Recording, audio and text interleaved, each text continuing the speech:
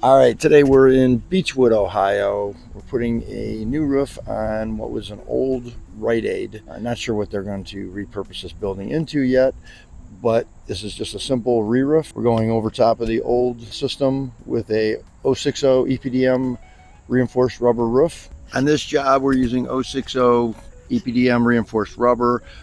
We like to get the rubber with the seam tape already pre-applied. This way it's half as much work when we're in the field, plus we know that the one side of this, there's absolutely no way it should come apart from the membrane.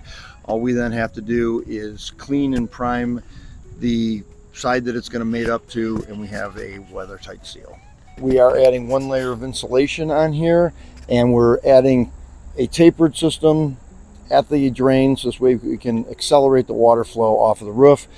The drain is not cut out yet. This is actually hollow under there right now. Guys are at lunch right now, but this will be cut out around and it'll be clamped into the new drain system. We took off the old EPDM and giving them a nice brand new roof with a 20-year warranty.